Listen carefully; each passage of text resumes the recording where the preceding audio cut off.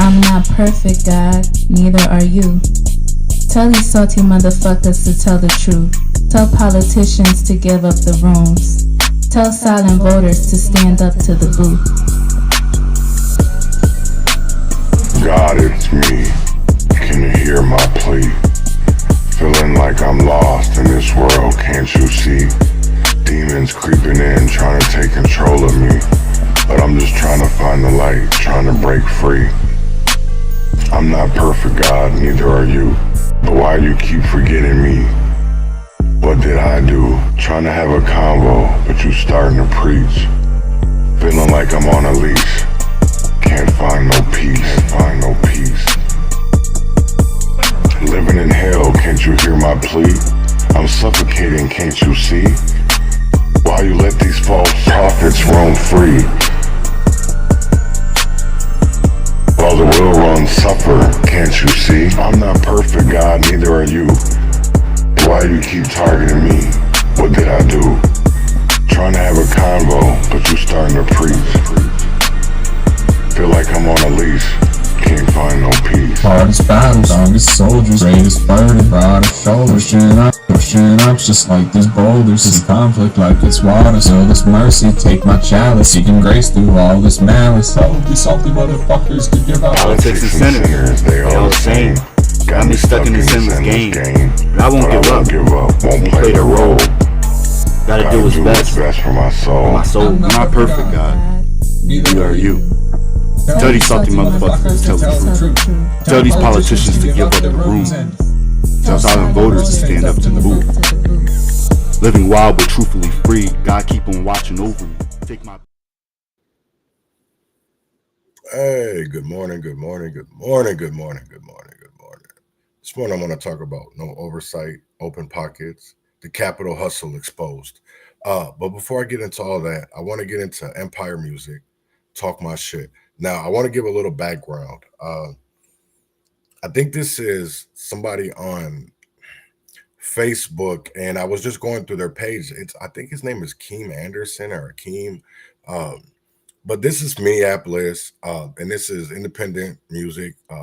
And I really want to play this. So this is Empire X Music, talk my shit.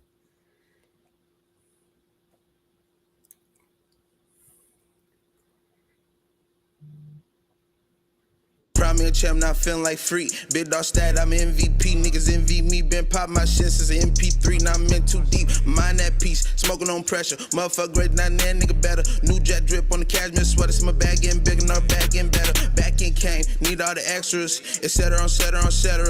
Been new the game way ahead of you.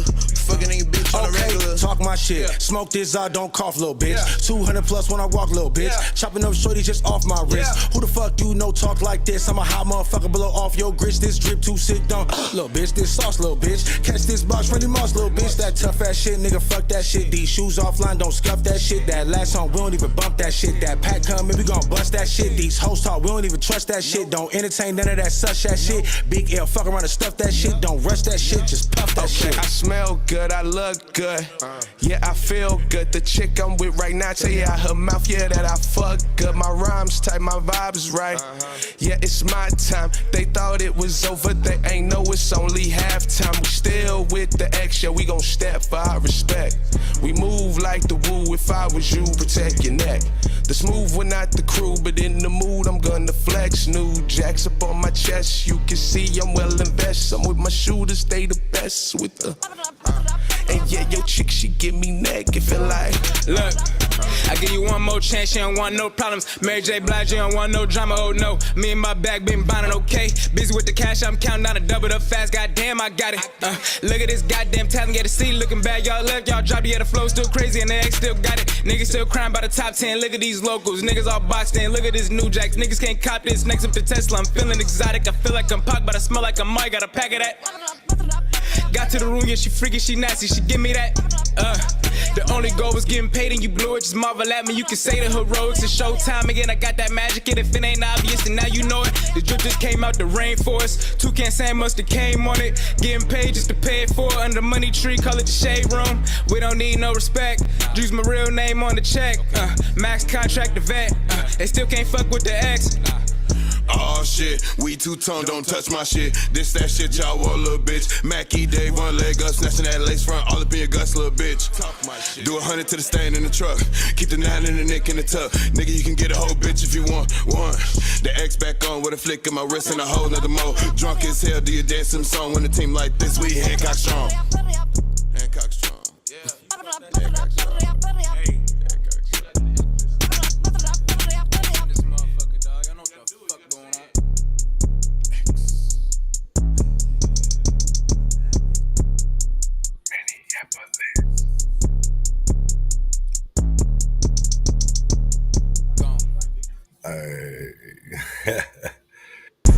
Oh, well, guess it ain't over.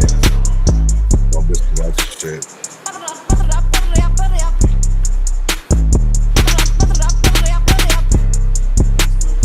Keymander. That was Empire Music. Talk my shit. I wanted to play something. You know, I always start off with something different, and honestly, I want to keep it. It's gonna be kind of heavy, not kind of heavy. I don't know. To me, it'd be a heavy episode. I want to talk about Darnell McDaniels, and rest in peace, first of all.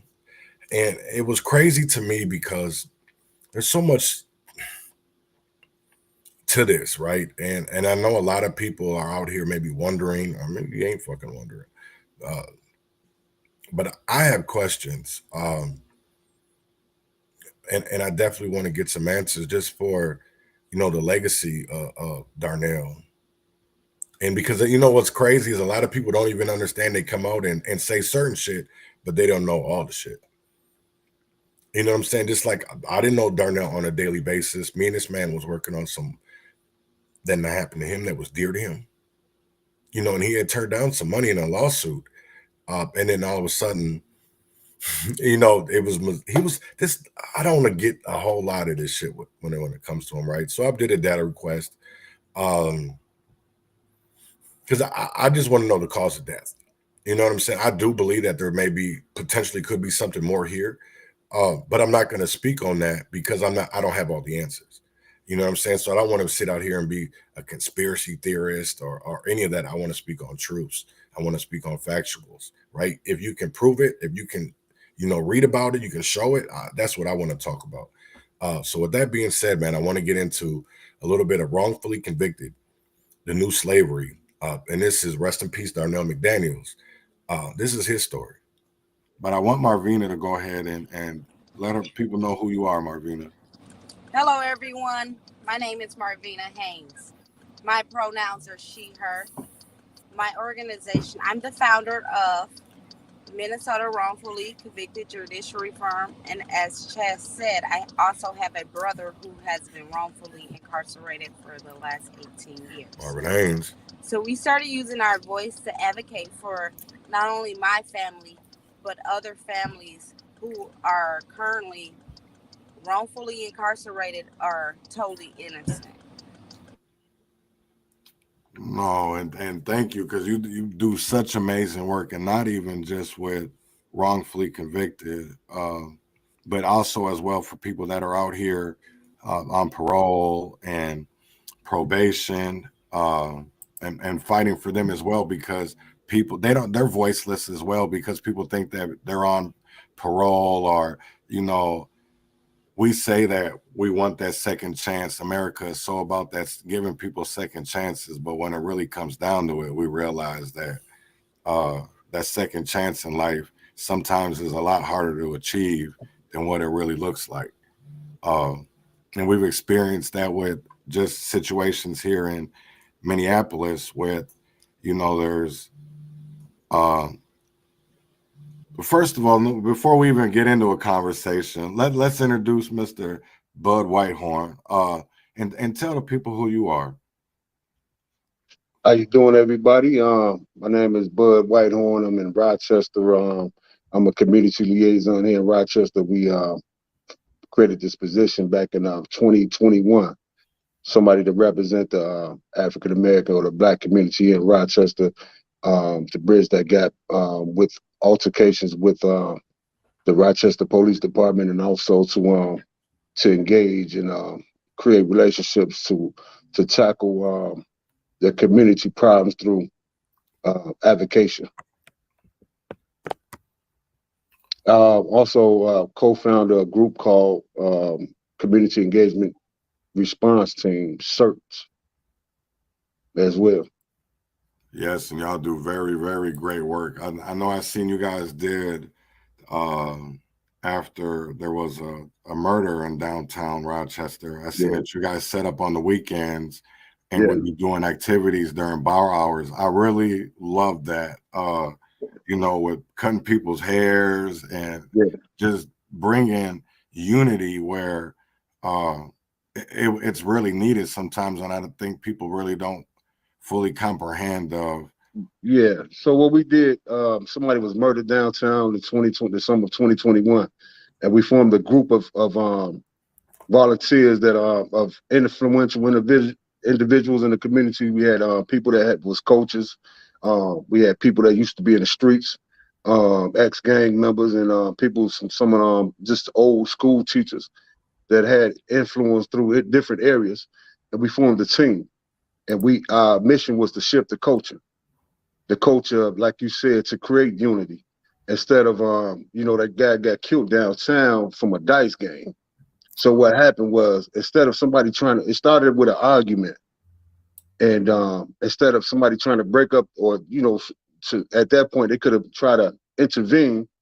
They didn't say anything. And then it got into a fight. They didn't break the fight up. Instead of breaking the fight up, they pulled the cameras out. So this is the culture we're dealing with right now. You don't want to intervene. You don't want to break the fight up, or you don't want to create peace. You rather stream it on social media and make and ridicule it.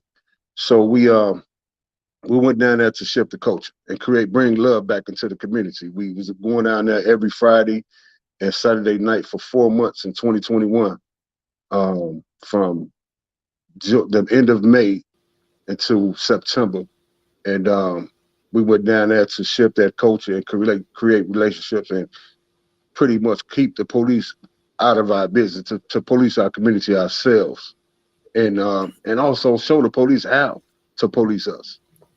And I thought we did a pretty good job. There was no arrests.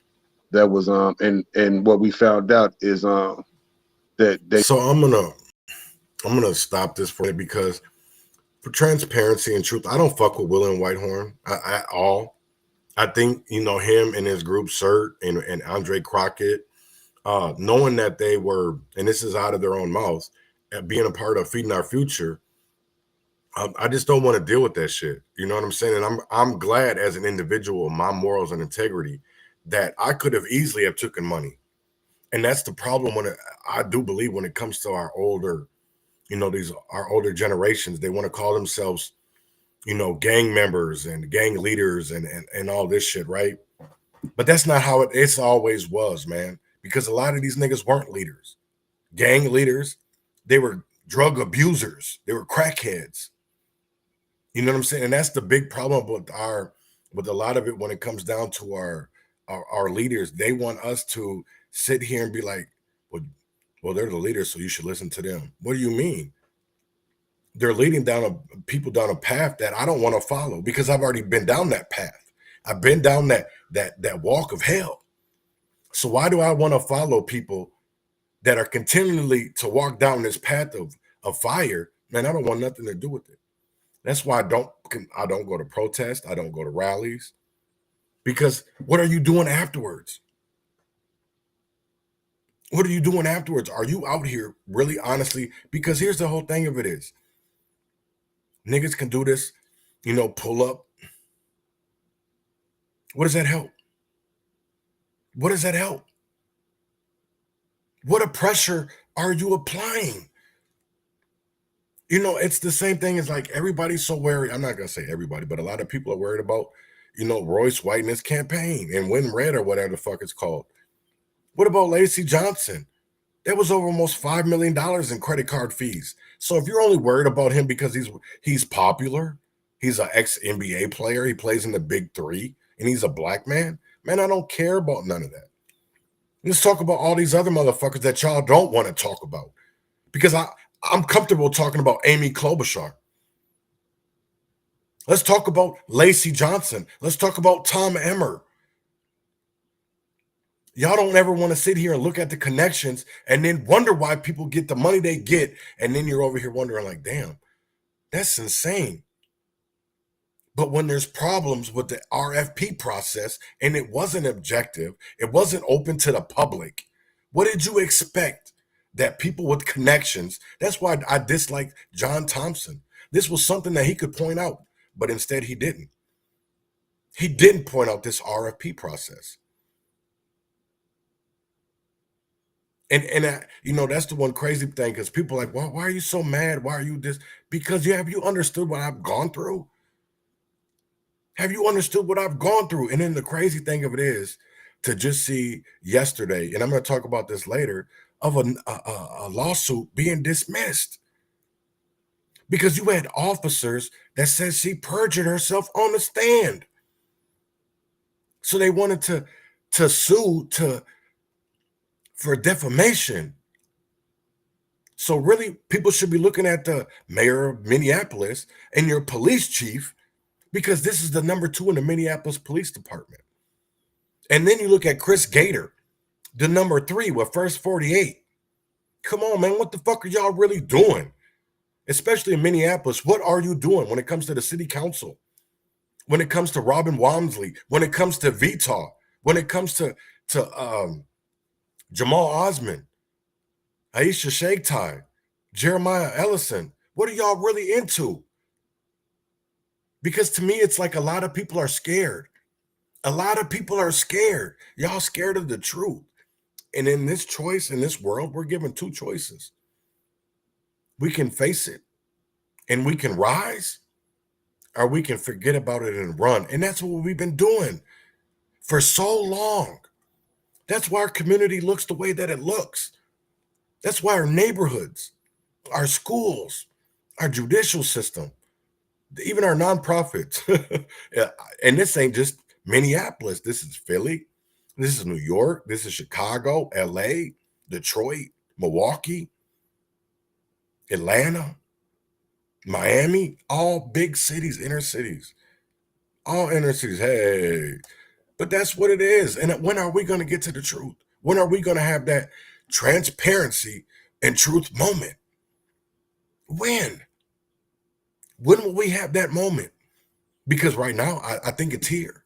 I think a lot of people are confronting issues and they're making it like, hey, that shit really went on. Because you can, this is my thing of it is, right? You need to ask Eliza Darris, why do y'all make $200,000, $300,000, $400,000 a year, even with Chantel Allen? This is my thing of it is, y'all black. Y'all deserve that. But let's come out here and speak the truth.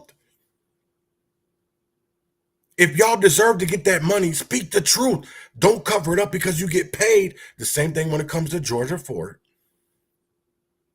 Sahan Journal, Star Tribune. You know what I'm saying? And the crazy thing of it is, the only reason why they covered Bobby Champion was Deanna Winter. That's the only reason. And any news that you're hearing, it's coming from one source, Robert Johnson, crazy corpseman.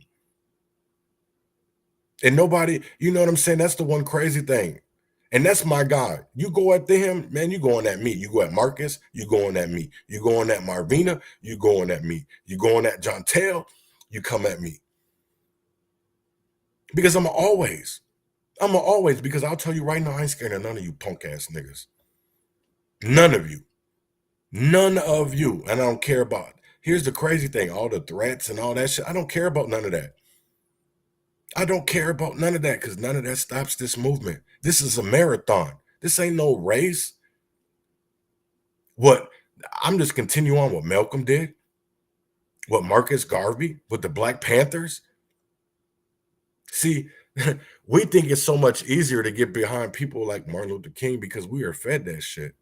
We are fed Martin Luther King. We are fed that shit. We are spoon fed.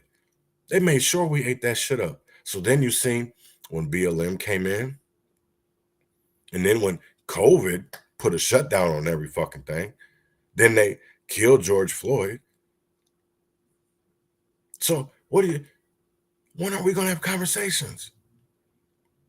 When are we going to have conversations? Because I'll tell you right now, I'm tired of losing people. I'm tired. I'm tired of saying stories. I'm tired of, do we sit here and have to have, even with Darnell, I'm mad as hell at myself because I shouldn't be having these questions about, even though I dislike these niggas in Rochester, I should not be looking at them to see that they went from scamming the community to murder. But if you look at what goes on inside the Olmsted County Jail, if you look on what goes on inside a Mayo Clinic Hospital, what they do to Black people to shut them the fuck up, then you would have these questions. So that's why I put a data request in to see what was the cause of death in the toxicology report. Because I want to know. I honestly want to know. People will call me a conspiracy theorist or whatever. I don't care. I don't care. Because there's some shit that me and Darnell talked about that didn't add up. And then for 2 days later, for him to be dead, yeah, it don't make sense. It don't make sense. I'm not saying that he didn't have health problems, but he just took a photo with Governor Walz and Butthorn, Whitehorn, whatever the fuck you want to call him. And it's crazy to me. It's crazy. And it's the one crazy thing that I will never understand, man. This is the one crazy thing that I'll never understand is that people will stand up for the wrong, but you won't stand up for what's right. You'll stand up for what's wrong because you think it's right. That's crazy. I just don't get it no more. We're going back onto this. They did. The police was able to stay out of our way, and they were letting us do our thing, man. And shout out to Rochester Police Department for understanding that it's going to take us to save us and be willing to try something different. So it was a lot of times that a lot of the business owners that they didn't understand what we were doing gave us a little pushback. They was able to step in to let us stay down there. And it was a lot. It wasn't easy, but out of those 4 months, we stopped a lot of possible sexual assaults. We broke up a lot of fights. We broke up a lot of different situations where somebody could have got hurt. And at the end of the summer, what we found out is that people started mimicking our behavior. So we felt like mission was accomplished, so we didn't have to go back.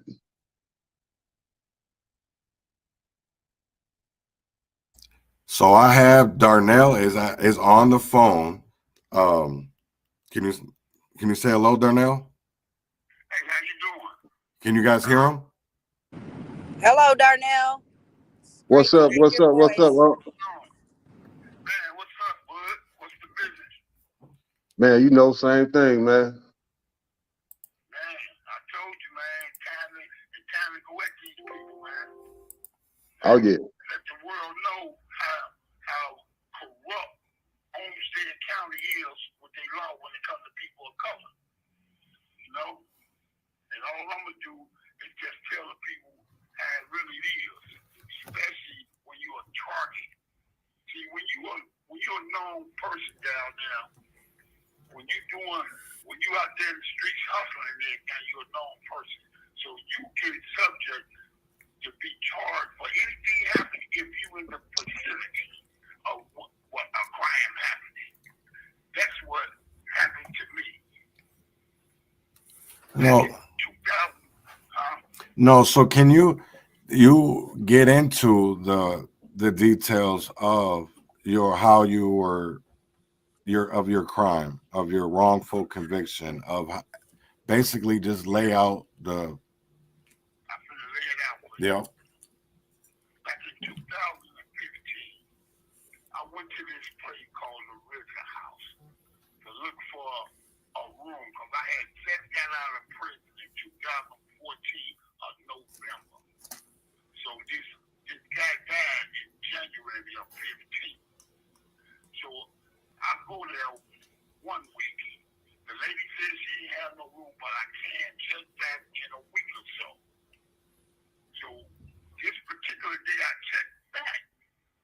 This the day that Daniel Paul King passed away. Now, they saying, now he passed away 2 hours after I left the place. Okay? I wasn't even there when he passed away. But this is how it went. When I seen the video, the crime scene and all this, they said the man died of a heroin overdose. Which, to me, he did not die of a heroin overdose.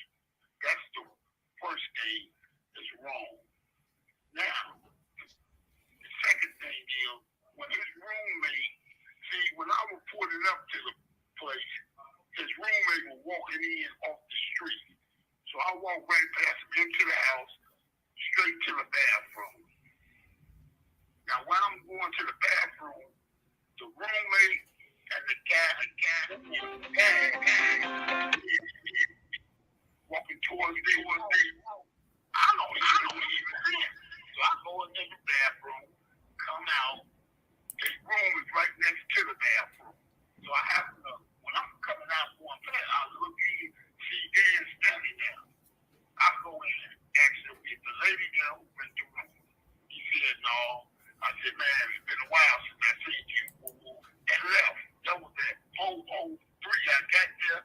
4:06. I left there. Going by my business. I'm gone. Now, 2 hours later, they said the man passed away at 6:07 in the evening. Now, this is January. In April, I got arrested on another charge. The police come see me in jail. Ask me, do I know this guy? I said, yeah, I know him. Then they say, well, he died of an overdose. Did you sell him some heroin? I said, no, I ain't sold him no heroin. And that was it. Now, they don't come bother me no more until the March 4th of 2016.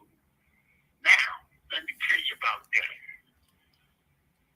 They don't send, okay, if you look at the crime scene, you will see they got a spoon, they got a cotton in the spoon, they got some type of brown powder on the table, and then they got a needle on the floor with some reddish liquid in it, both in blood and water. But what they don't have at the crime scene is a lighter and water. If this man supposed to shot some dope, you're gonna need that. The spoon looked brand new, so it wasn't burnt or nothing. The cotton looked brand new, clean, white as snow. Now, the roommate, he gonna say when he called 911 and told the dispatcher this, I just got home and I found my roommate unresponsive. So he said he don't know what happened, he don't know nothing. He just found him unresponsive and gave a phone to another relative in that place. But 2 years later, all of a sudden, I think the police and the investigator and the prosecutor get with them. They concoct this story. They said the man told, the roommate said that to McGuire. McGuire said that Dan told him, oh, I feel good. I just did some heroin. And that was I met with my guy. He never said he met with me. He never met with my guy. That was him in the room. And I did some heroin. And how could that be when you just told the dispatcher, you don't even know what's wrong. You don't even know what's going on. But not 2 years later, you gonna say the man told you this? How can he tell you? He dead. You know what I'm saying?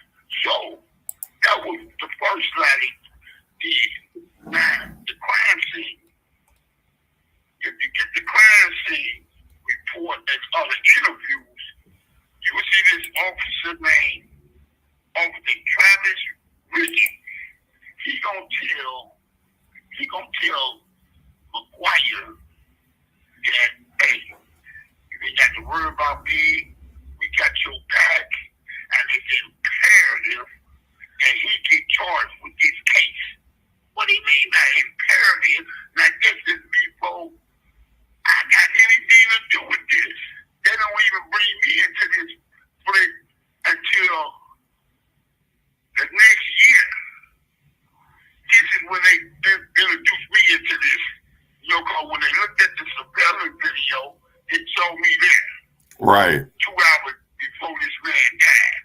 So now they putting this little scheme together. But if you look at the police report, this guy named David Michael Lambert said that him and McGuire, who is the roommate, took the man off the bed with his eyes open and tried to do CPR on him. And then his eyes closed. He could have died then. Plus he had some underlying issues on the health side. His liver was swollen, his lung was congested, the right was 700 of the fluid, the left was 560. So he had some issues, a tumor on his liver. So the man had some issues. Now, me and my brother, we did this. I did a 3-way, and I told my brother to call the coroner's office. When I called the coroner's office, I told him that I was some kid today. Okay. And I like to know, they say he died of a heroin overdose, but I want to know what he really died of. She said, no, he died of cirrhosis and pneumonia. I'm like, what? So I tell my lawyer this, and they don't do nothing about it. They don't do nothing about it. So now I go to trial. Now I don't get none of this crime report, none of this until after I get convicted. I got convicted in March. I don't get this crime scene report stuff until September 12th of 2016. Now I'm going to court. I take an omnibus here. I contested omnibus. Now we in the contested omnibus. The state don't present no evidence or nothing. And quite naturally, I don't introduce no evidence.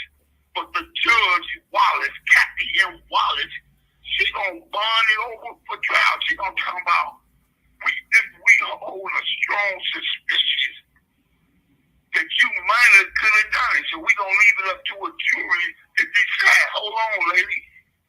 Where is the evidence at to bond me over? Did nobody say they saw me sell no drugs? Did nobody tell me? Did nobody see the man even use no drugs? So how could you say that I sold this man some drugs? Now the statute stipulates, the statute is 609.195.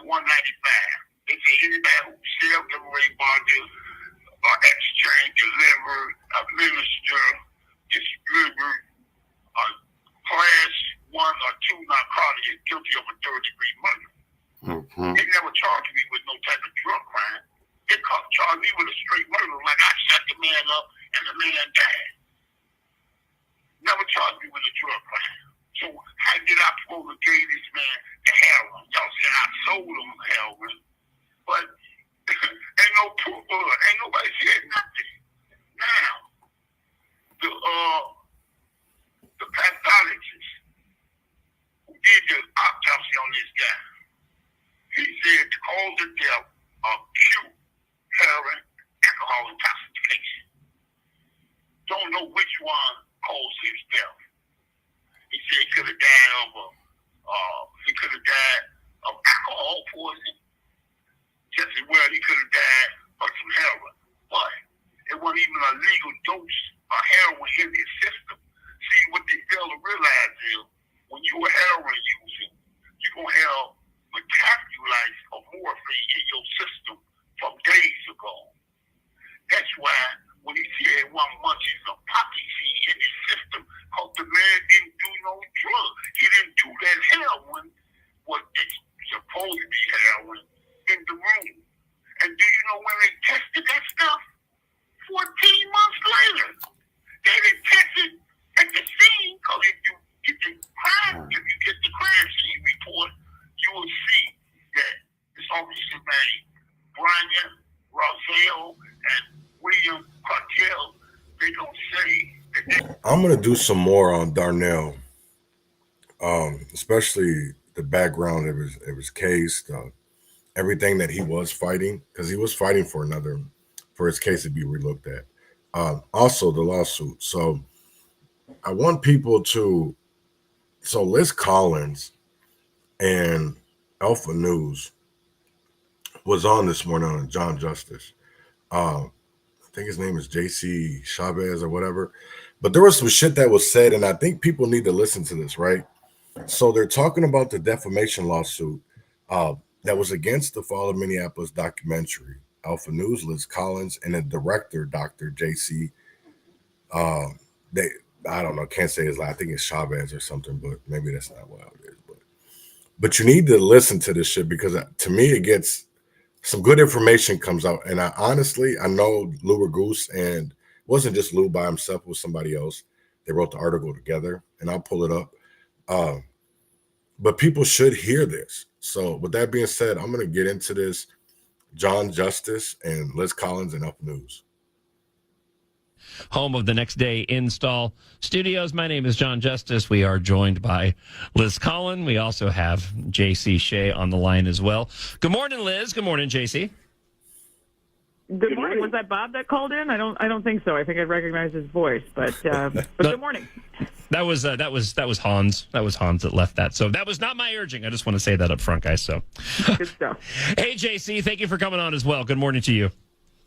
Hey, thanks, John. And I know I'm supposed to just say, hey, thanks for having me, but I can't think of a better place or a better audience to have the discussion we're about to have. Least of all, since I know your listeners have taken a lot of flack for standing up for the Fall of Minneapolis and speaking out about the truth. So thank you wholeheartedly. Well, I'm so appreciative for both of you coming on this morning. The judge did dismiss, as we've been talking about this morning, Katie Blackwell's defamation lawsuit against Alpha News, and you, Liz Collins, J.C. Shea, involved there as well. She alleged that she was defamed by the book They're Lying, the media, the left, and the death of George Floyd. Blackwell also claimed that she was defamed in the documentary film The Fall of Minneapolis, which was presented by Alpha News, produced by Collins, written and directed by you, Dr. Shea. So, Liz, we'll start with you. I know this is the outcome you were all hoping for. How nervous were you, waiting for this decision to come down? Yeah, I just want to echo what Dr. Shea was saying. We are so thankful. I mean, we've had so many of your supporters from the very beginning with all of this, and we're just grateful. So many of your listeners showed up in court for us as well a couple months ago now. But yeah, I'd never been sued before. So this was an interesting experience overall, and being sued, as a journalist, really for doing your job and for portraying the truth. Really, I can't think of anything that's kind of more of a slap in the face, if you will, as a reporter. But the Hennepin County court system's a little scary, not going to lie, this day and age. But so thankful that for Judge Wall is ruling. I think he documented it so well, more than 50 pages. In fact, it's all at alphanews.org for people to go ahead and take a look for themselves. It's been, a long 6 months. We had, 38 police officers show up for us. So many political leaders that showed up for us and went to bat for us as well. Talking about how the Fall of Minneapolis really was a matter of public concern, and all of these officers, current and former, who did say that the assistant police chief, Katie Blackwell, lied on the stand in Derek Chauvin's trial. And the judge did just a great job, I think, documenting all of that, and really just grateful to Chris Madel and his amazing legal team for helping us, put the truth out there. I think even more. This has helped to put an even brighter spotlight, I think, on all of this. J.C. Shea, I'll just, the same question to you, just your sort of instinctive reaction to this. And while it's the outcome that so many of us were praying to happen, how nervous were you waiting for this decision as well? And what does this decision mean for you as being the director of this documentary that was at the core of this defamation lawsuit by Blackwell? Well, thank you, John. And it is a great question. And I don't mean to sound pompous or gloat, but I wasn't nervous at all. And there's a reason why I'm saying that, because Liz and I did our homework. We didn't just offer an opinion. We spent months, years, going over documents in public record, evidence. That's the basis of all of this stuff. It would have been easy just to throw out opinions and say whatever we feel. We did not do this, and just opinionate, if you will. Yeah, that's the one thing I want to talk about, right? Because when it did come down to the fall of Minneapolis, when that documentary came out, I know a lot of people wanted to say that, oh, it was full of opinions and it was full of non-truths. The courts didn't find it that way. And the crazy thing of it is that people ask me, right? Well, you're just a liar. No. Just like the director of Fall of Minneapolis just said, this is years of looking at documents, looking at papers to see that it's been going on for years and nobody said anything. Because when you look at the connections, that's why I say follow the money. Follow the money. And Robert says the same thing. Follow the money. Marcus says the same thing. Follow the money. And that's what people don't do. You look at these lawsuits, right? Here's the crazy thing, Mr. Minneapolis. Look at the lawsuit that he was a part of in Minneapolis. Why doesn't he talk about that? Well, how he was paid $50,000 a part of a lawsuit. And what happens in Minneapolis? Nothing.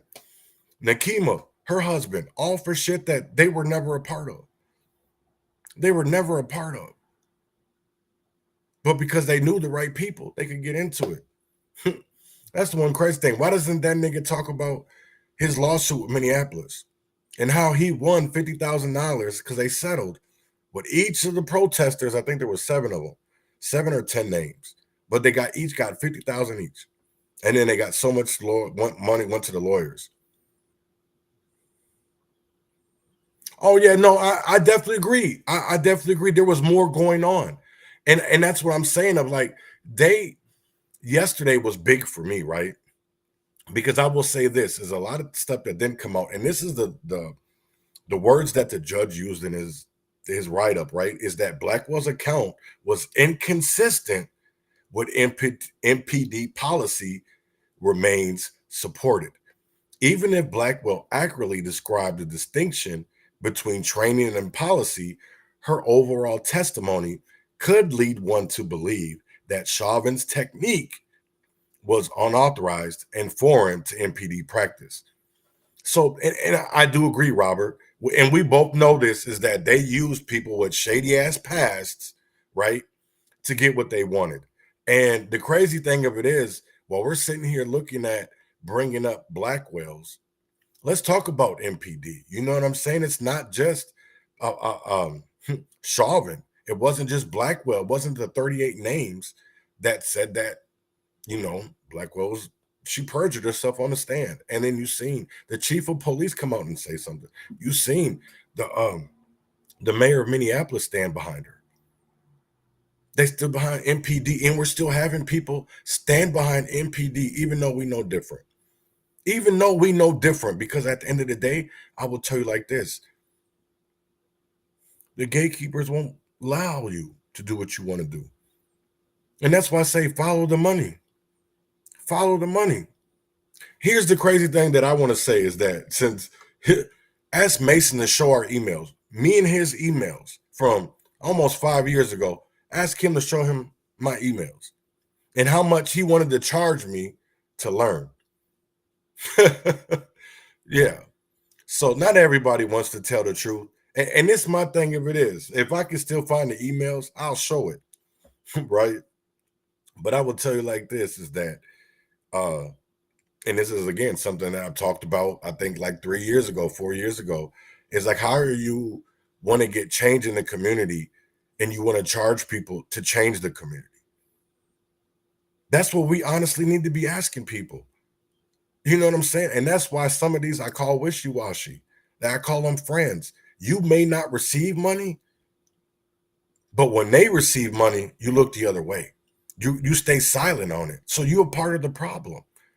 That's the whole thing of this. Everybody wants to remain silent because y'all are buddy-buddy. Let's get past that shit, because Minneapolis is a cesspool. A cesspool. And yet people don't want to talk about that. So back to iHeartRadio and John Justice with Liz Collins and JC Chavez. yes, what we did in our work was opinionated, but it was based on matters of public record and what others had to say. So I'm not saying this part, my reaction as a media scholar, but as a person who was accused of being a political extremist by Katie Blackwell and, written into her, defamation case. Again, she's the second in command of the Minneapolis Police Department. So I'm saying this more as a person who has had their intent called into question in a court of law. And if I may, I'm speaking with absolute authority here because I edited the book. Right. I wrote and directed the documentary. Right. And quite frankly, I'm the only person on this side of the universe who knows exactly what my intent was. So granted, I'm biased, but I think Blackwell and her ego and her entitlement made her into a much bigger deal than I ever could have imagined in editing Liz's book or writing and directing The Fall of Minneapolis. Well, and listen, a lot of us, especially those of us that are in the positions that we're in, like myself included, there's wide-ranging implications if this had gone a different way. Liz, I'll start with you on that question. I mean, if the judge had decided differently, I mean, the implications of what this would mean moving forward for not just you both, again, talking with Liz Collin and J.C. Shea, but for anybody else that is trying to do similar work of getting the truth out to individuals where we feel like it, the truth hasn't had its day in the sunshine. I mean, this would have been devastating if the judge had decided something differently. Yeah, whether the Minnesota media wants to admit it or not, this really would have had a very chilling effect for what could be reported in Minnesota, and I think Judge Wall made that clear in his ruling as well. Chris did a great job arguing that point, that how dangerous this would be. Just because someone doesn't like your reporting doesn't mean you can go ahead and sue them, and just what a waste of time this is for the court to decide. And this new law, this UPEPA law in Minnesota, Governor Walz did sign the law, and it had bipartisan support at the legislature and worked in our favor here. But really, more than anything, we didn't even get that far in our case. The judge just deciding altogether that she didn't meet the defamation claims. And that's what was so interesting about this, and JC just brought this up. This is not a person that we even knew. We didn't spend much. She's a very small part of all of this, and really why we were shocked when we were served with this lawsuit back in October at all. There were many people that had many more pages and much more time dedicated to them in the fall of Minneapolis. Katie Blackwell was just not at the top of the list by any means. And J.C. Shea, just kind of allow you an opportunity to sort of dovetail off of what Liz Collin was mentioning there. Yeah, and okay, so back to media. Obviously, this case would have had some dire had we not had a judge who ignored all of the fever pitch nonsense and divisive means that one of your listeners was talking about with the St. Paul City Council that's still present in Minnesota. Right. The Minnesota UPEPA law has made it very clear, thanks to this judge's ruling, that, hey, there is speech in America, in Minnesota, that is protected. Yeah. And now we have this UPEPA anti-SLAPP law that's been designed deliberately to protect people against legal actions that burden critics, and in this case, of government, with court proceedings and stifling their First Amendment protected rights. So I'm glad we had a judge who actually read the motion. I know Chris filed 113 pages of a motion with nearly 600 footnotes, but all of that was necessary to basically substantiate the fact that there was a lot more going on here than just someone defaming somebody, as Katie Blackwell claimed. J.C. Shea, go back a bit to when you mentioned doing your due diligence, right? Going above and beyond to make sure in editing the book and directing the movie that you had everything where you needed it to be. And I think it's important, I'll just reiterate what you said, that your motivation in doing so. I'm curious just to go back to when the lawsuit was first filed, like what your reaction was in that moment after putting all that work in, and then to see this lawsuit be brought forward. Again, great question, John. I think my initial reaction was something along the lines of, bring it. I was excited at the opportunity to actually defend the work we did, and there's a reason for that, getting to what you're getting at. The hardest part about editing Liz's book and putting together The Fall of Minneapolis was that we didn't want to just provide opinion. We did, of course, that's in any creative work, right? But we wanted to show the evidence to the public to let them decide for themselves. That was the biggest premise of all of our work. It's what is driving us, what we wanted to do. We wanted to stay out of the way so that people could think for themselves. Right. And that was not done. The body cam footage was hidden. There were so many other things. It wasn't allowing people to think for themselves. And, right. You know, to get back to the idea of let's focus on what really happened. What were the circumstances in the arrest and heart attack of George Floyd that the public needs to understand with as little mediation as possible.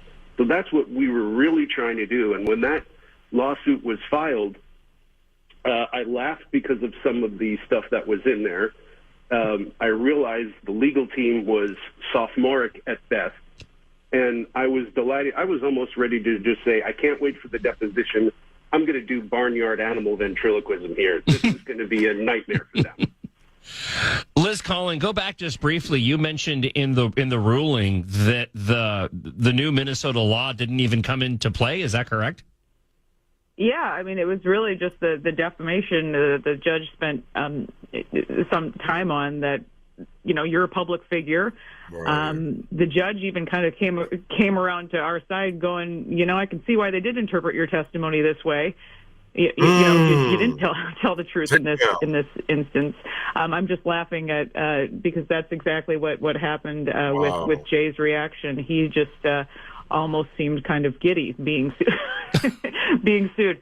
I'm you know, at a little bit different place in my career, in my life. But I always felt very confident in our work, and I think that's Jay and I have worked together now for years on all of this, but just having these conversations, even in the early stages when all of these people came forward willing to share their stories and do so really, you know, courageously to put this in print and in a documentary, to tell their stories for the very first time, just going, are we crazy? Because this is crazy, you know, just given gut checks along the way and being backed up by public record, you know, just because we couldn't believe, you know, what certain people were saying about this from the very beginning, you know, the things that were hidden from the start here. But that's always been so important to Jay, just let people decide for themselves. We don't really have to offer that much commentary because, again, the facts here in this case and the facts that we were not told were so important to bring to light. And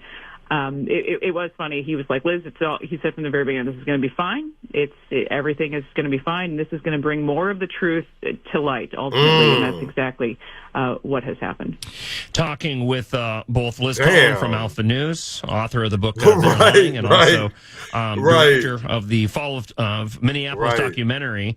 Produced by Colin and presented by Alpha News, the director, J.C. Shea. J.C., why do you think, just briefly, as we talk about the judge dismissing Katie Blackwell's defamation lawsuit regarding both the book and the documentary, why do you think it was brought forward? I mean, now that we have the result here, you know, any speculation? I mean, as to why? I mean, was this all Blackwell, do you think? Do you think there were people behind her that were pushing this forward? I mean, it's kind of irrelevant now. I'm just curious to get your thoughts on that.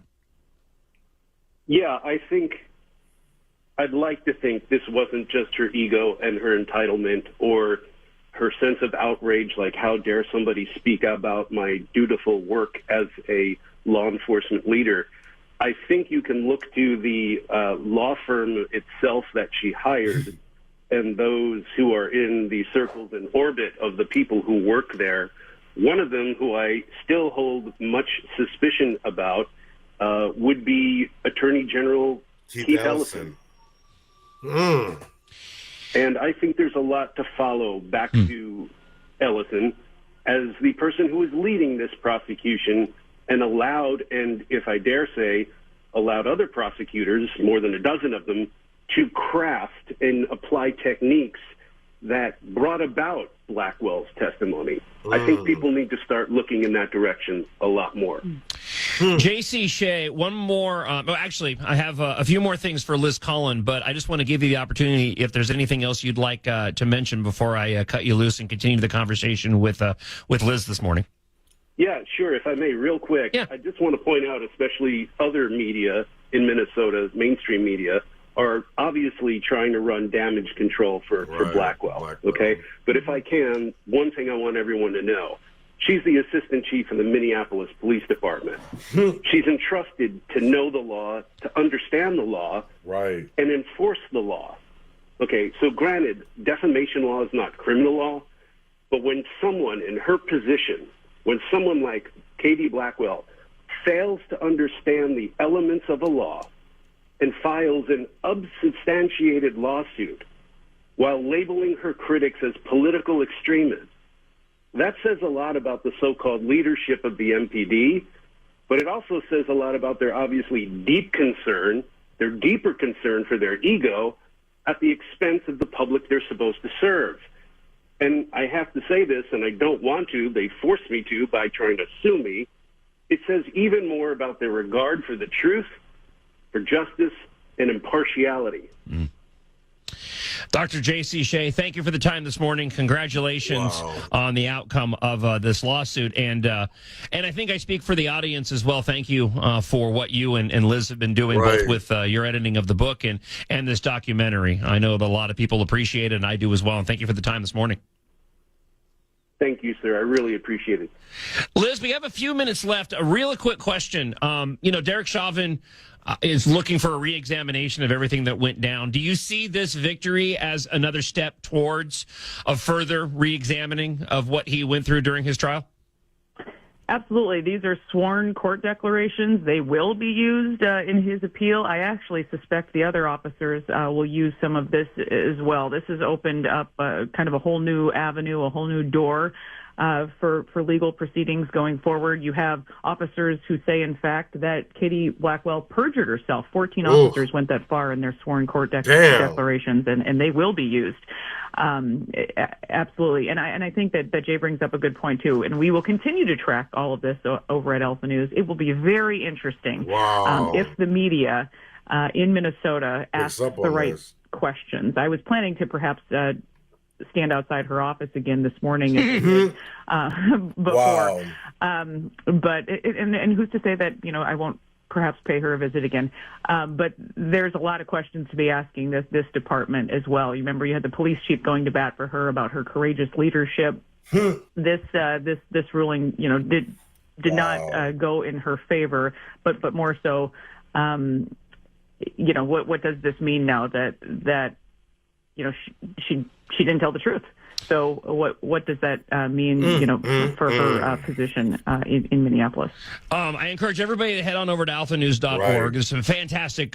It is fantastic because I will say this. I don't agree with 100 what Alpha News and Liz Collins does, right? Or their rhetoric or their narrative. But they do get to a certain that you don't get from KARE 11 because I will tell you this, right? Is that it was published because they updated it. So it was published 9:41 last night, and then it was updated this morning. I'm not sure what they actually added to the article. I know they were called out by Chris Madel, and I will show you guys that. I put it on there. He called him a liar. He said a bullshit story, KARE 11. You didn't reach out to me. 2, you didn't reach out to Liz. And 3, obviously didn't read the actual court order. So when I got into the story, and I could understand it because even listening this morning on John Justice, like Liz and JC said, is that what they didn't want to tell us, because basically you're seeing that in Minneapolis police and Mayor Frey, and when it comes to Chief Ryan O'Hara. It's about politics. It's not about doing what's right. It's about how far and how much we can get away with. So a Minneapolis judge, this is from Minneapolis, a judge has sided with Alpha News and reporter Liz Collin, who asked for the defamation suit filed by the Minneapolis Police Department's assistant chief to be dismissed with prejudice, meaning it cannot be refiled. Judge Edward Wall found that assistant Minneapolis police chief Katie Blackwell failed to make a case for defamation under a new Minnesota law meant to prevent frivolous lawsuits that prevent commentary on matters of public concern. We also ruled that none of the statements challenged by Blackwell are defamatory as a matter of law, given the well-established case law assessing commentary by media figures and matters of high public interest involving limited purpose public figures. This is a complete vindication for Liz Collin, J.C. Cha, and Alpha News, and a complete victory for the First Amendment, said attorney Chris Madel, who defended them and successfully argued in a special motion that the recently enacted Uniform Public Expression Act applies to this case. Judge Wall stated in his 58-page ruling that the statements made about Blackwell in Collins' book, They're Lying About Her Documentary, and her documentary To Follow Minneapolis, are substantially true. Accordingly, each of the three statements challenged by Blackwell are not actionable because, one, they accurately reflect the gist of the available record. Two, they are supported by MPD policies, training materials, and sworn officer declarations. And three, they use qualifying rhetorical language that marks them as opinions or interpretations, not provable falsehoods, Judge Wall wrote. Blackwell was a key witness in the murder trial of former MPD officer Derek Chauvin. She was the former head of MPD's training department. Blackwell's lawsuit claimed her testimony was truthful and factual, and that Collins cast Blackwell in the role of a conspirator who committed perjury. A book passage says, "It doesn't seem like Inspector Blackwell knows how MPD officers are trained, or maybe she was lying." As a result, in court papers, Blackwell wrote that she was not a welcome person in the police community anymore, facing accusations from other officers that she lied, calling her integrity into question. Judge Wall noted that Madel argued in response that the documentary's portrayal of Blackwell's testimony is not a false statement of fact, but a reasonable interpretation of her words, making it a protected opinion. The judge wrote that other officers dispute Blackwell's testimony. Officers testified that such techniques were permitted and were regularly taught and demonstrated, Wall wrote. Given these facts, the statement accurately reflects the author's interpretation of conflicting testimony and is thus not false under the substantial truth doctrine. Damn, I'm telling you, there's a lot of shit that is going to end up happening from the George Floyd. And I'm going to be honest, what people don't realize is that the George Floyd, the Blackwell, this lawsuit, it really kicked off a lot of things back up in Minneapolis, because you have, number one, this is the thing of it is, you have Bobby Champion being looked at, you have Jerry McAfee, Lisa Clemens, and then you have other people being thrown under, I won't say under the bus, but are being investigated, like Katie Blackwell, like Chris Gators, the number 3 in Minneapolis, with him in the first 48 with Edgar Barantos. So there is things that are starting to happen. People are starting to look, even with Keith Ellison. Not only can you throw him in the Feeding Our Future, but he could have been behind the fucked up trial of George Floyd, not George Floyd, Derek Chauvin. We don't talk about that. You know, and that's the whole crazy thing is, for me, is like people want to do the easy shit, not the hard shit. They want to do the easy shit, not the hard shit. Because I will tell you like this, is that a lot of these people like to hide and run. And it bothers me that we allow certain laws or ordinances about, protesting in certain neighborhoods, or like, and come on, man, what do you mean? If they're not answering emails, if they're not answering calls, what are we supposed to do? We don't have anything but our voice. We don't have anything but our voice. And here's the crazy thing is, everybody saying, oh, black people are calling each other out and we're being mad. No, what are we supposed to do? Over $1.1 billion was given the last 2 years to Minneapolis nonprofits. We're not seeing anything but inflation in salaries, inflated salaries, inflated travel expenses, inflated occupancy expenses, miscellaneous salaries. So, of course, we're going to have questions. You know what I'm saying? And then the fact of it, people weren't doing their 990 forms right. If y'all are not crooked, why is it a problem when we ask questions? When something, because the 990s are very vague. They don't explain. And if it's being explained to me wrong, then please tell me. Please show me. Please show me. Because I'll tell you right now, media has came out here and state legislators, oh, man, we gave them $3 million. We gave them $3 million. But then you look at the 990s, it ain't like that. It don't say that. So it's like, damn. It's like, I just want people to be honest. If cops can go there because it's public and observe, it's public to change or change the law. Right. And that is. And I'm honestly glad. You know, I don't agree with everything that Chris Madel or Liz Collin, and I'm sure they'll say the same things about me. You know, even when it comes to A.K. Kamara, even when it comes to John Justice or, you know, Walter Hudson or Pam Altendorf, listen, those are Republicans. I'm a conservative. There is a difference. Because I don't care what you do politically. I'm going to call you out. Because I got smoke. If you're a public figure, and I don't care about HROs, because I've done it. Here's the thing of it is, I've had an HRO put on me from a police chief and his wife. I won. I sprayed. This is the thing. I've sprayed chalked sidewalks, glass. I sprayed Jell-O concoctions all over City Hall and Red Wing, all over the police department and Red Wing. I've taken over streets. I protested Target. I protested Cub Foods when nobody else was protesting. When everybody else was sitting there, blah, blah, I was out there by myself.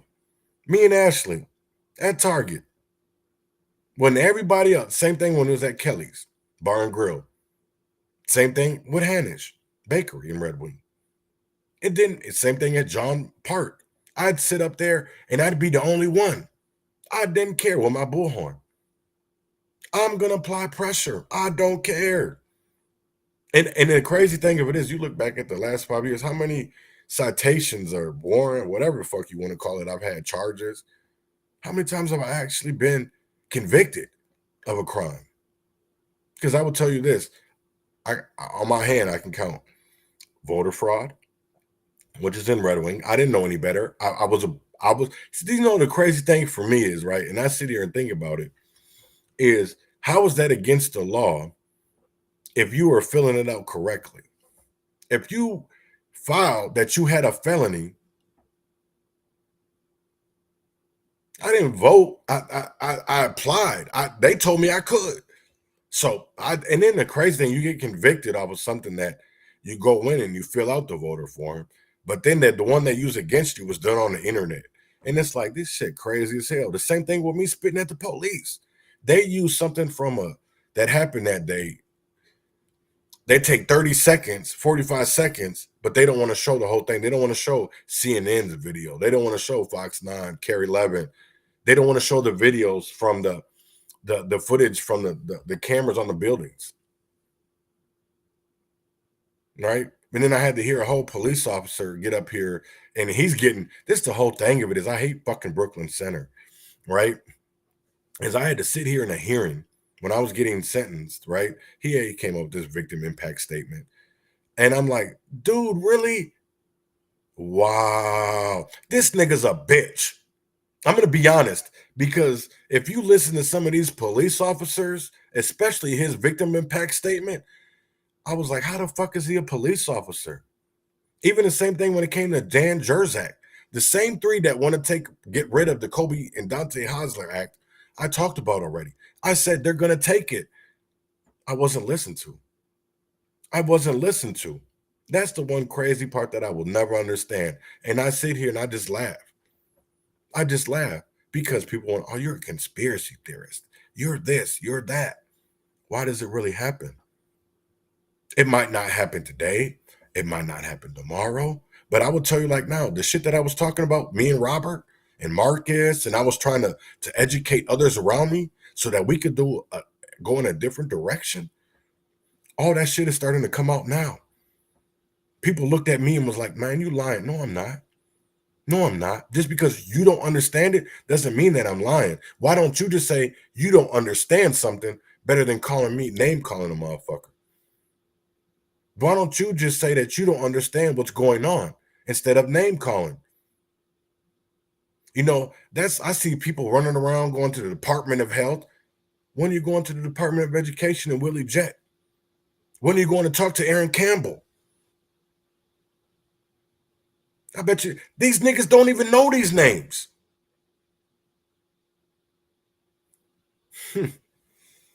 That's the one crazy part. And just like there's people coming out on Facebook talking about certain shit, I'm glad people are having the courage to speak up and speak out, because it's going to take an army. It's going to take a revolution of truth tellers.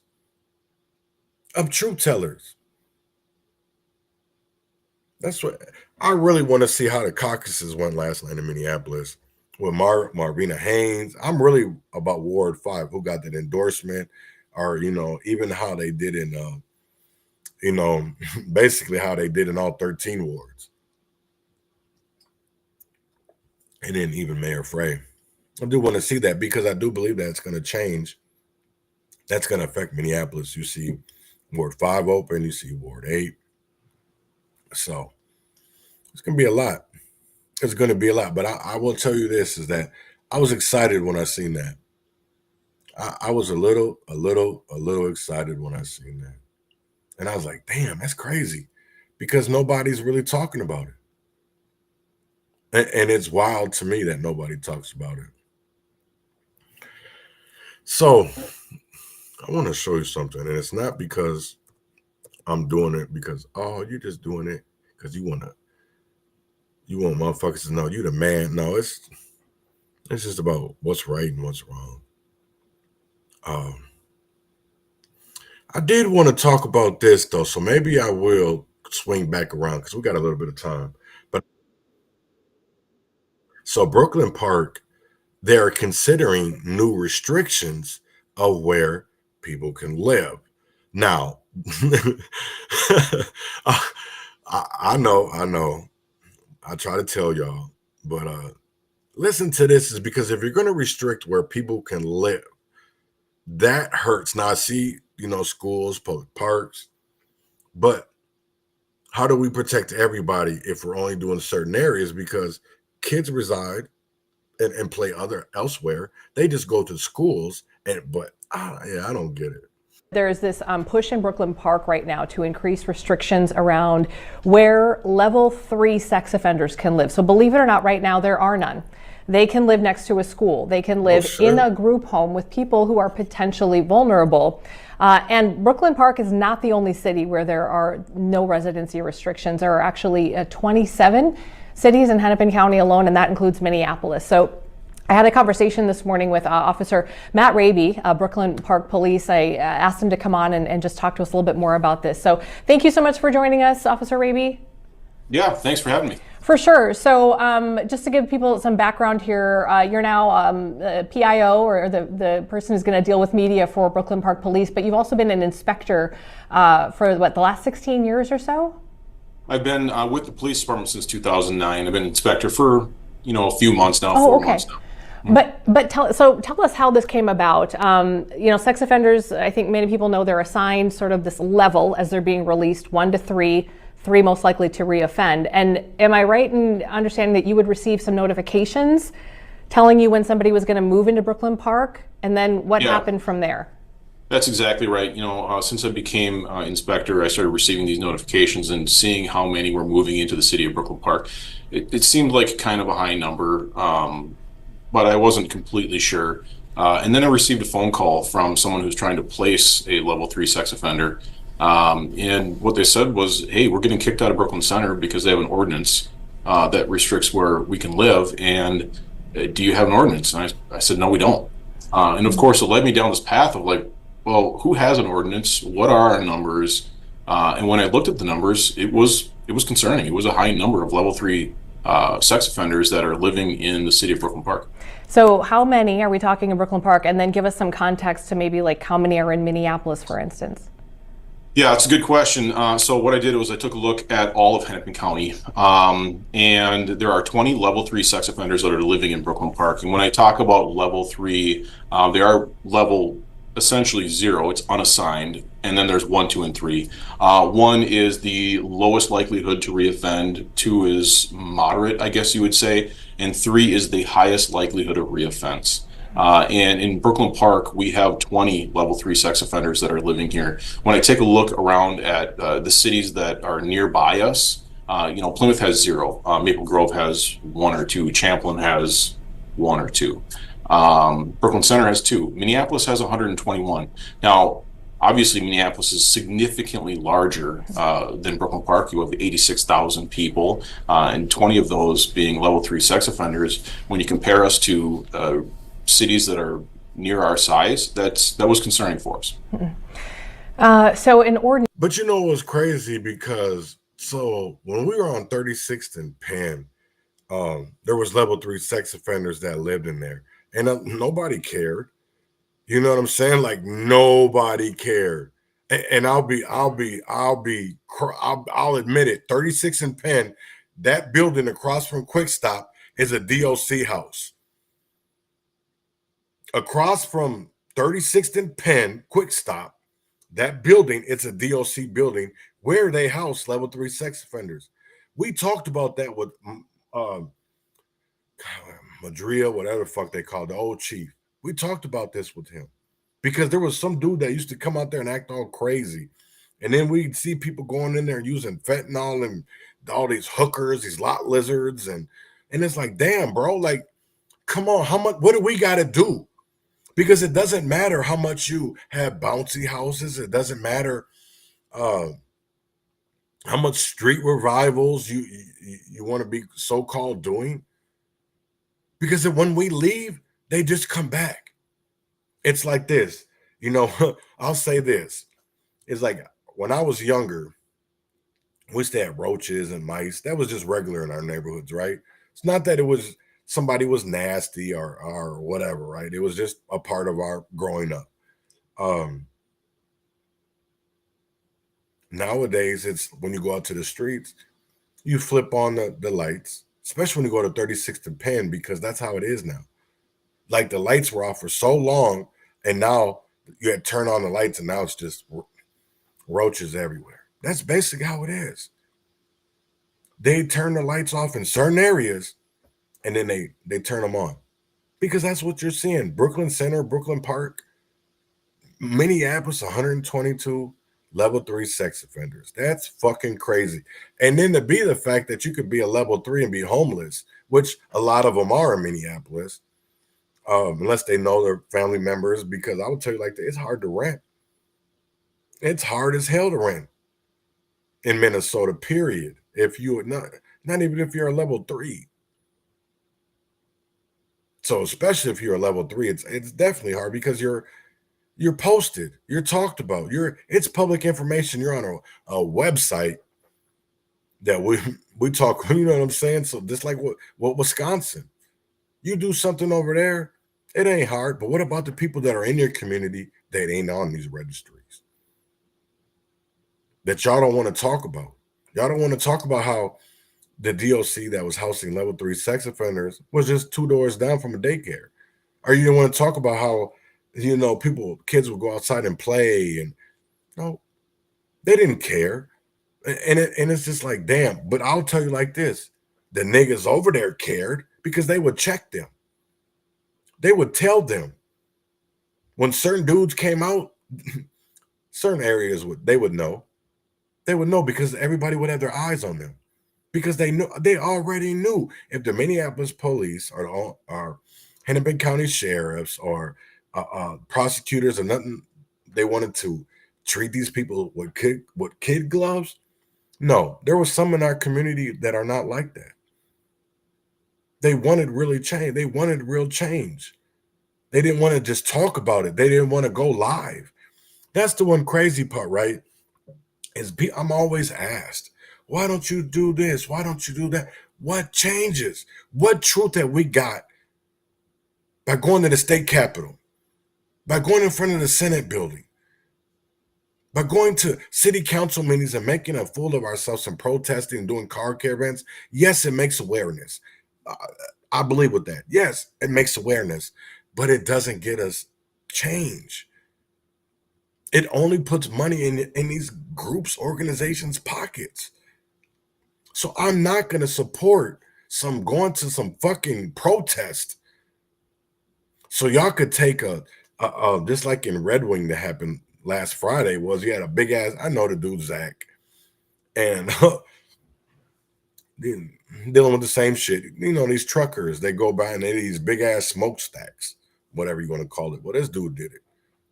It should be that y'all should already expect that shit to happen. So I don't understand why people are shocked when it comes to it, because we call out one badness, but there's other people that they call it out and then run to the other badness. No, I don't get it. I honestly don't get it. You know, motherfuckers running around here calling out certain shit, but not their friends, because they want to be a part of this system. But their morals integrity won't allow them to. They won't allow them to. That's the whole crazy thing of it is, Mason. His morals and integrity won't allow him to take money from some of these nonprofits. Just like I had to tell Marcus the other day.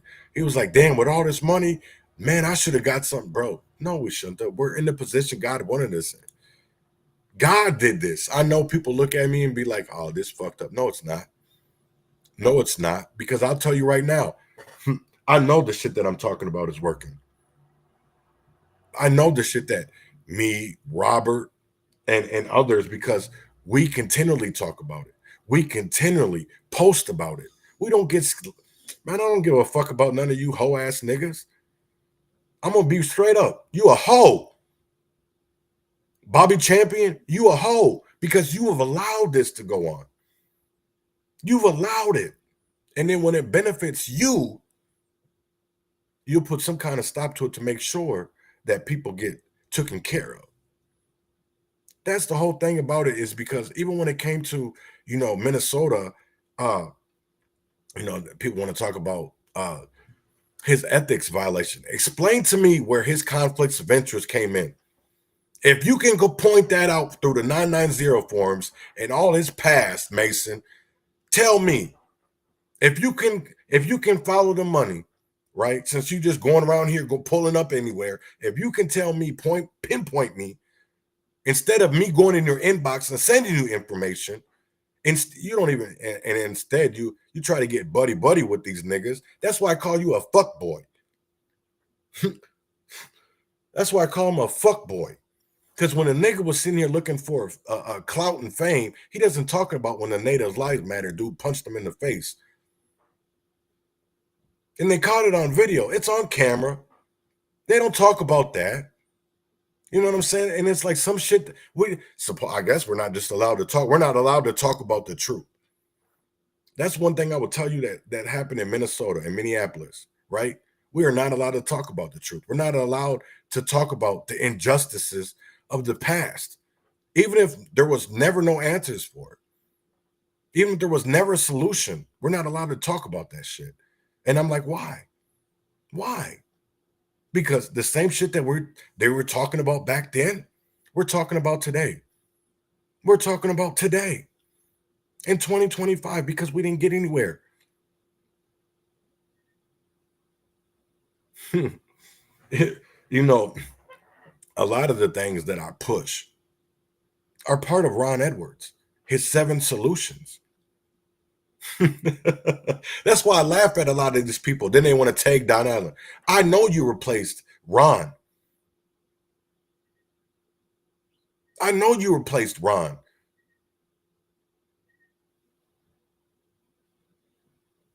But did you know how Ron talked about Don? Did you know how he put Don into the CSI investigation? About how Don Allen got money from MPS? No, you don't talk about that shit. You talk about the fact that Don Allen got scared to talk about what happened to Major Tops? No. Do you talk about the fact that Don Allen sued L. Flowers? No. You don't talk about that. Because a lot of niggas, if they can't see it, they don't want to believe it. But it's out there. And a lot of niggas don't want to read. We don't have the attention spans. And I don't know what to say about that. It's fucked up. It is. It is. A lot of people don't have, you look at TikTok nowadays. I remember when Snapchat used to be 10-second videos. People didn't have the attention spans. You know, me and John Tell used to argue all the time about content. About content. Wow, keep it short. Keep it short. Oh, I know you will, Ben. I know you will. That's why I fuck with you. You know what I'm saying? Because the niggas, certain niggas be scary of people and others ain't. I'm not. Because I'm going to tell you right now, I'm going to get to the bottom of what happened to Major Tops. I'm going to get to the bottom if Clarence Hightower was sucking his dick. I'm going to get to the bottom of Jerry McAfee and VJ Smith, two community leaders fucking little girls, while y'all run around here worried about other shit. Why don't y'all get to the badness out of our communities so we can prosper? Because we've had this is the one crazy thing, and I say it all the time. Niggas will never believe me. Now that the media's came out with it, $1.1 billion was given to nonprofits in Minneapolis, and what the fuck does Minneapolis look like? Shit. And then you wonder why. Then you wonder why. Follow the money, and then you'll start to understand why. You look at your neighborhood associations. You don't need, this is the one crazy thing, right? And this is why I don't participate in a lot of Juneteenths anymore. Is because I remember when Rondo neighborhood used to put on Juneteenth, right? I used to go over there and kick it. That's probably the only time I ever went over to St. Paul was Rondo days and Juneteenth. I see people talking about that shit precariously. I don't see nobody bringing up when people were talking about Skid Row in Minneapolis. Nobody was talking about all the mob connections or the fact that you had cartels in here building airports for cities. You don't hear people talking about that shit. Nobody ever wanted to get at the bottom of anything. They just wanted to continue on these. That's why I get Robert, because and he tries to push me down this. I shouldn't say try, because I go down it myself, the rabbit hole. That's what I call it. I call it the rabbit hole.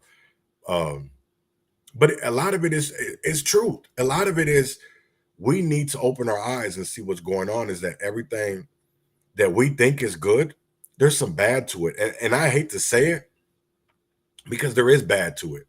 Now, I want to show you this real quick, right? This is Minneapolis. It's called Where Was Skid Row in Minneapolis? So encompassing some 25 blocks centered around the intersection of Hennepin, Washington, and Nicollet Avenues, the neighborhood was demolished between 1959 and 1963 as part of the first federally funded urban renewal project in America. So then when you talk about, you find a book called Augie's Secrets. Who remembers Augie's Strip Club? Because I remember Skyway. I remember the Skyway Theater. A lot of people don't want to talk about the Skyway Lounge. I went to the Skyway Theater in 1989 when Boys in the Hood came out, and there was a shooting at the premiere.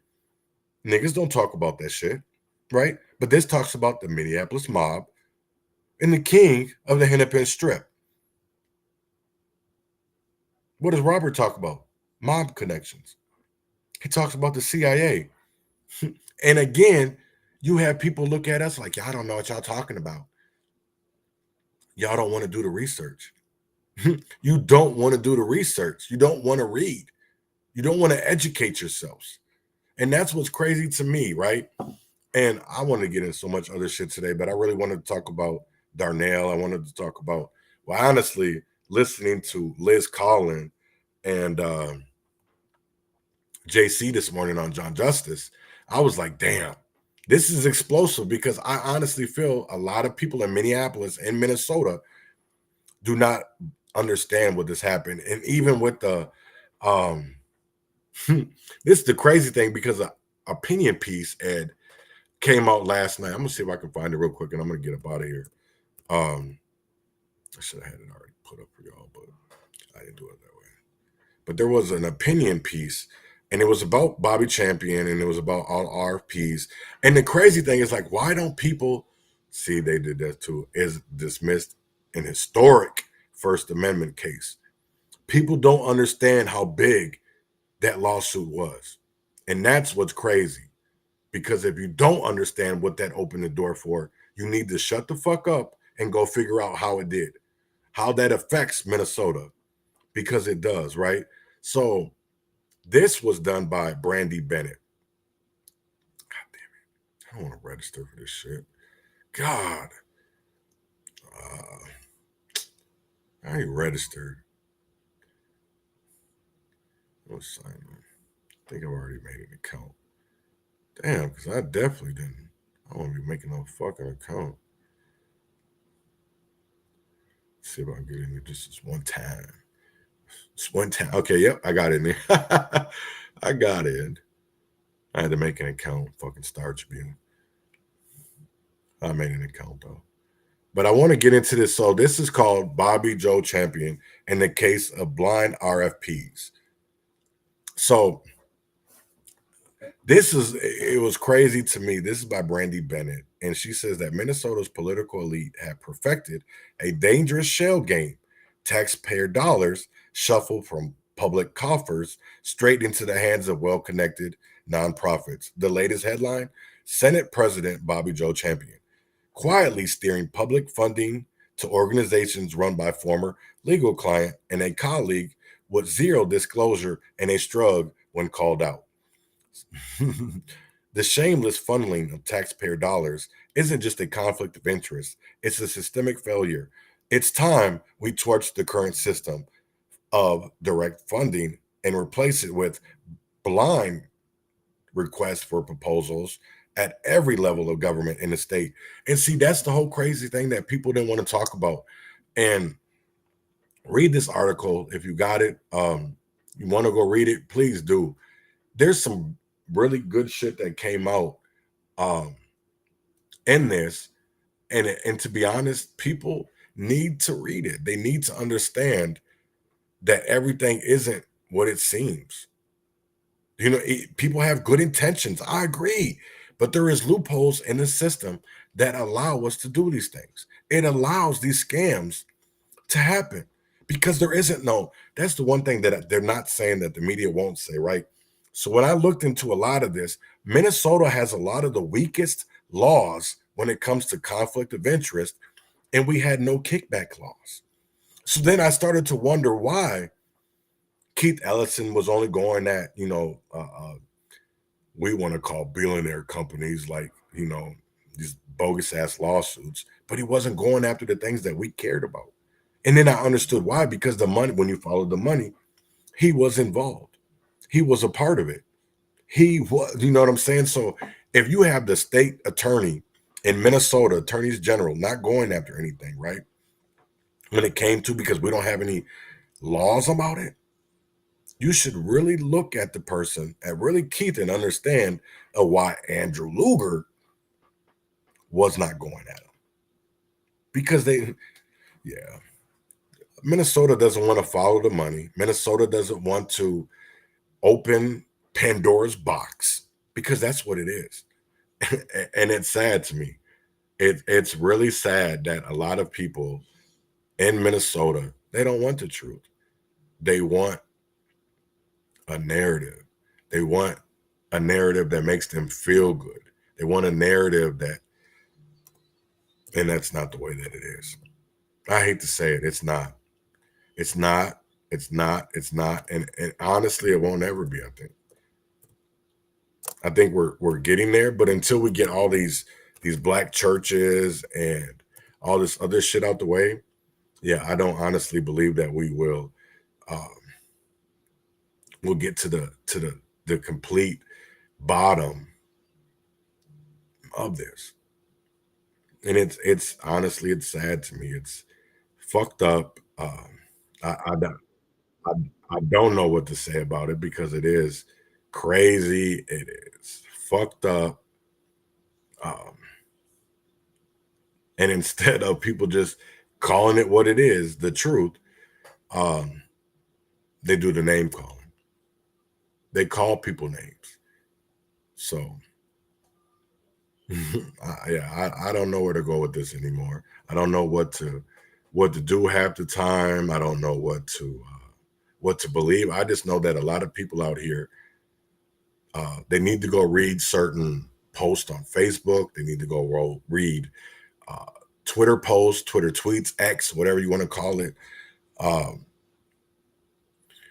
yeah, I'm going to get up out of here for today, man. I hope y'all come back tomorrow and listen. I'm not going to let this story go down. I hope more comes out about Bobby Joe Champion. I hope more comes out about the RFP process. Because if they're not going to educate you, I'm going to tell you what the wrongs are in our system. Because it seems like unless you have certain titles, you don't want to listen, right? You don't want to listen to poor people from the community that want to talk and are being silenced. So with that being said, win or fail, freedom or jail, heaven or hell, wish me well. And here is Loyalty featuring the Urban Conservative, Divine Marie, and Circumstantial Saint. And with that being said, I will see y'all tomorrow, same time, same place.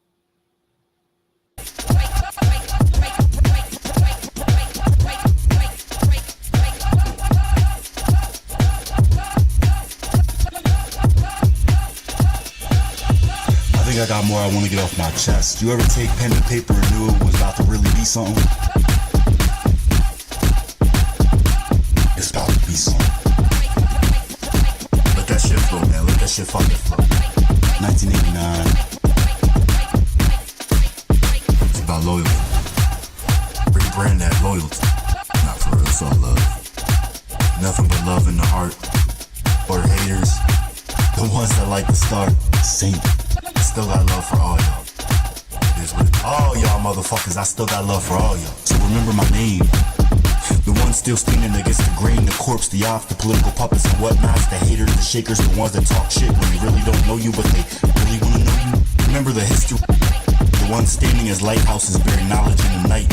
Understand the balance and don't forget the power of your birthright. Remember my name, cause I see, I rearrange, I don't ever say the same. Cause I see, I rearrange, I aim. Cause I see, I rearrange, I arrange, I arrange, I the same. Rearrange, I the same, rearrange, I the same, rearrange, I the same, rearrange. I wanna hold it in, so I let it out. Not ever been here for clout and you can hold your doubt. Leave it out, better yet, come find out. No one even asked, they just cast doubt. Talking shit but don't wanna find out, I got you now. Remember that loyalty when I blow your facts out. We reaching for better, can't drown the wave out. We reaching for better, can't drown the wave out. Loyalty to me has no leaks in between. No need for jealousy, only the real is on my team. Think about that loyalty. The kind that lies in love and love for humanity. The kind that would die for some simple camaraderie. All of the Lloyds and McCains of the world are no longer here to breathe. X and new, more X when we give them opportunity to pick us off one by one and then say who's next. Misinformation of the press, disinformation of the next. Track star trying to be the clout star, but niggas